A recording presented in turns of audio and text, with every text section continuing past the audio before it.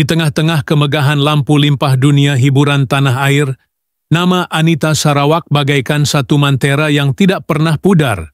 Seorang diva sejati yang bukan sekadar bersuara emas, malah memiliki pesona luar biasa yang mampu memukau ribuan penonton dari Singapura hingga ke pentas Las Vegas. Pada usia 73 tahun, Anita bukan sekadar seorang artis biasa, tetapi satu ikon kemewahan yang hidupnya dikelilingi oleh kemilau berlian, gaun berjenama dunia, dan kediaman-kediaman bernilai jutaan dolar yang menjadi simbol status dan kejayaannya. Pernah memiliki suite pribadi di hotel bertaraf 7 bintang di Dubai, Anita dikenali sebagai selebriti yang tidak pernah mengulangi pakaian 2 kali di acara besar. Segalanya tersusun rapi dalam bilik persalinannya seluas pangsapuri mewah, diatur mengikut warna, jenama, dan suasana majlis. Rumah agamnya yang tersembunyi di pinggir Beverly Hills menjadi perbualan kalangan elit Hollywood, lengkap dengan kolam renang infinity, teater mini, dan lift pribadi yang dihiasi marmer Itali. Di ruang tamunya, lukisan asli Pablo Picasso dan permadani Parsi berusia ratusan tahun seolah-olah menceritakan kekayaan luar biasa yang dimilikinya hasil kejayaan berdekad-dekad di pentas dunia. Diva ini bukan sahaja menghibur, malah memiliki empayar perniagaan yang merangkumi produk kecantikan, rangkaian spa eksklusif di Asia Barat, dan kerjasama dengan rumah fashion terkenal untuk koleksi pribadinya. Dalam dunia yang selalu mengejar kesempurnaan, Anita tampil sebagai lambang keanggunan yang tidak pernah lekang dek masa. Namun, dalam tengah riuh rendah industri, satu hari dunia terdiam. Tanpa sebarang pengumuman, tanpa petanda, Anita Sarawak tiba-tiba lenyap dari skrin kaca, dari majelis-majelis glamour, bahkan dari radar media sosial. Wartawan, peminat, bahkan rakan artis bingung dan keliru. Ada yang menyangka dia bercuti panjang, ada pula yang berteori dia telah bersara diam-diam. Tetapi semua teori hanya menambah misteri, karena tiada siapa dapat mengesahkan di mana sebenarnya diva agung ini berada. Sedangkan sebelum ini, hidupnya sangat terbuka. Setiap langkah diabadikan paparazzi, setiap kata menjadi tajuk utama, kini sunyi sepi tanpa jejak. Ramai yang bertanya, apakah yang boleh mendorong seorang bintang sebesar Anita untuk menghilangkan diri? Apakah rahasia yang sedang disembunyikan di balik tirai kehidupan mewahnya? Atau mungkinkah ini satu bentuk reinkarnasi senyap bagi seorang legenda yang mahu hidup dengan cara yang hanya difahami oleh mereka yang benar-benar mengenal harga keheningan selepas kemasyhuran? Tahun-tahun berlalu, namun nama Anita Sarawak terus meniti di bibir peminat yang setia menanti kemunculan semula sang primadona.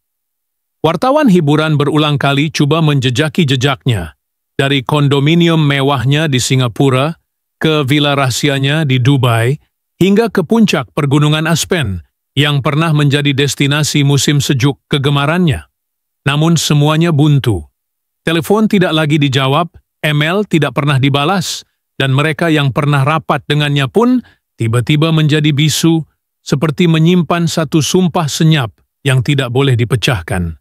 Dunia hiburan kini hanya mampu berteka-teki, dan nama Anita menjadi legenda misteri yang tiada penghujung, seolah-olah beliau tidak pernah wujud, hanya tinggal dalam ingatan dan rakaman VHS zaman keemasan.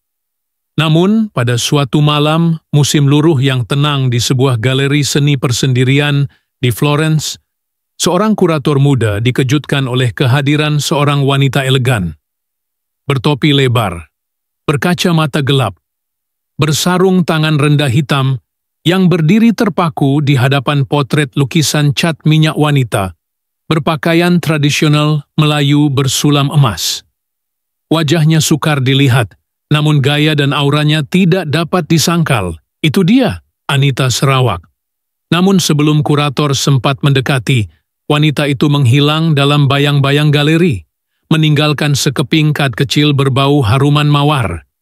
Biarkan yang indah kekal menjadi rahasia. Keesokan harinya, galeri itu menerima sumbangan seni bernilai jutaan ringgit, disertakan dengan nota ringkas bertulis tangan, "Untuk dunia seni yang selalu menjadi sebahagian daripada jiwaku, I say Seth." Siasatan media antarabangsa kembali menyala. Laporan eksklusif mula keluar dari pelbagai arah. Ada yang mengatakan beliau kini tinggal di sebuah vila atas tebing laut di Capri, hidup dalam kesunyian bersama suaminya dan sekumpulan pengawal pribadi. Ada pula yang bersumpah melihatnya di Mekah, bertelekung putih, menangis dalam doa panjang. Namun tiada siapa dapat mengesahkan apa-apa. Malah, sebuah agensi penyiasat terkenal yang diupah oleh stesen TV antarabangsa mendakwa mereka telah menemui bukti suara Anita dalam satu panggilan telefon tempahan bilik hotel 5 bintang di Tokyo. Namun rakaman itu lenyap begitu sahaja tanpa jejak. Seperti ada kuasa misteri yang menyelubungi kewujudannya, menjaga dan memelihara keputusan yang telah dibuat oleh wanita itu. Seorang sahabat lama yang pernah menjadi penata gayanya mendedahkan sesuatu dalam satu temu bual khas. Anita tidak pernah mahu tua di hadapan kamera. Dia selalu kata, "Biarlah orang ingat aku pada zaman kemuncakku, bukan ketika aku berjalan dengan tongkat." Dia tidak pernah takut kepada usia. Dia cuma mahu mengawal naratifnya sendiri. Dan begitulah akhirnya, dunia terpaksa belajar menerima bahwa Anita Sarawak, wanita yang pernah menawan ribuan hati dengan senyumannya, suaranya, gayanya, telah memilih untuk meninggalkan dunia glamour, bukan kerana kelemahan, tetapi kerana kekuatan yang hanya dimiliki oleh segelintir insan. Kekuatan untuk berkata, "Cukup," dan melangkah pergi sebelum semuanya menjadi hambar. Kini, pada usia 73 tahun, Anita dikatakan hidup dengan penuh tenang, bukan lagi dengan sorotan kamera, tetapi dengan cahaya senja yang menyusup masuk ke tingkap kaca vila terpencilnya, sambil dia memandang laut lepas, membaca puisi Rumi, dan menghirup teh bunga yang disediakan pembantu setianya. Kadang-kadang, suara piano klasik berkumandang di ruang tamu, dan dia menyanyi perlahan, hanya untuk dirinya, bukan lagi untuk dunia. Dan dalam keheningan itu, dia bukan lagi Anita Sarawak si selebriti, tetapi hanya seorang wanita yang telah menakluki dunia dan akhirnya memilih untuk menjadi bayang-bayang yang abadi, lebih indah dari realiti.